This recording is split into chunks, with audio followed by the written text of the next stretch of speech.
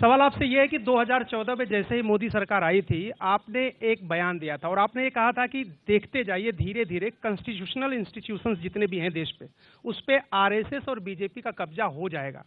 अब आप ये कह रहे हैं कि हो चुका है और आप कह रहे हैं कि हम कानून भी लाएंगे। क्या आपको ऐसा नहीं लगता राहुल जी कि ये जब आप करेंगे तब बीजेपी आपके ऊपर ये आरोप लगाएगी कि चूंकि केसेस जो है या पूछताछ विपक्ष के नेताओं से ज्यादा हुई, इसलिए ये प्रतिक्रिया में लाया गया रेस्ट्रेनरी लॉज अमेंडमेंट होंगे ये?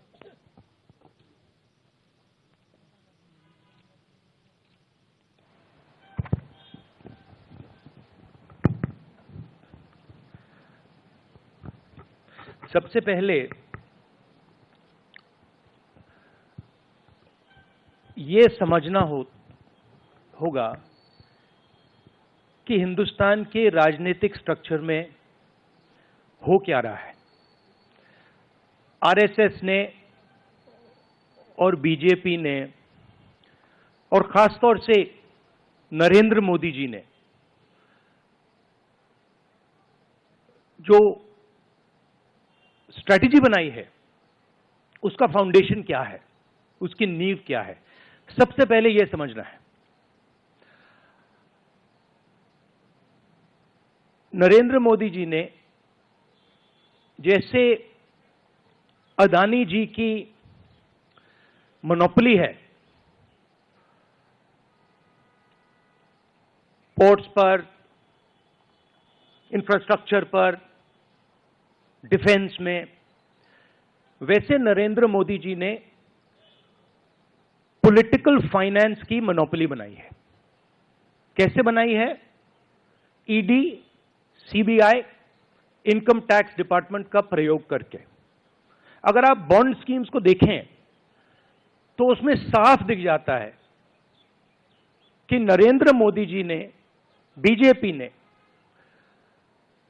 एक प्रकार से पॉलिटिकल फंडिंग एक्सटॉर्शन से, धमकी से, प्रेशर से बनाई है। खारगे जी ने कहा जो भी भ्रष्ट हैं वो सब बीजेपी में जा रहे हैं। उसका कारण है क्योंकि नरेंद्र मोदी जी चाहते हैं कि पॉलिटिकल फाइनेंस की मोनोपोली उनके हाथों में हो। अब हमारे बैंक अकाउंट बंद कर दिए, हमारे पास ओरिजिनल रास्ता जो था वही हमारा रास्ता है।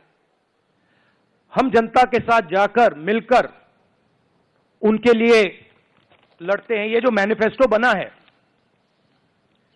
ये मैनिफेस्टो कांग्रेस पार्टी ने नहीं बनाया है। ये मैनिफेस्टो हिंदुस्तान की जनता ने बनाया है।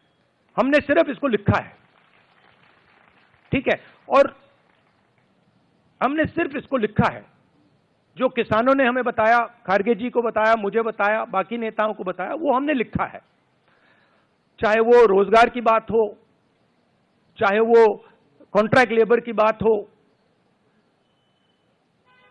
हजारों लोगों से बात करके हमने ये हिंदुस्तान की आवाज है, ये लिखी है।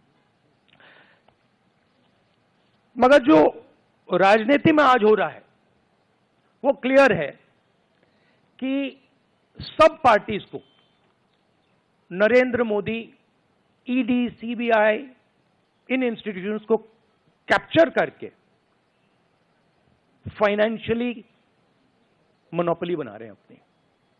और चुनाव के बाद रियलिटी है कि ये जो फाइनेंशियल मोनोपोली बड़ी इंटरेस्टिंग चीज है, क्योंकि सारा इंफॉर्मेशन, सारा का सारा इंफॉर्मेशन, किससे एक्सटॉर्शन किया है, किसको कॉन्ट्रैक्ट दिया है, कॉन्ट्रैक्ट देने के बाद उसने कितना पैसा दिया है, वो पूरी ब्लूप्रिंट, पूरी की पूरी ब्लूप्रिंट इलेक्टोरल बॉन्ड्स में लिखी हुई है।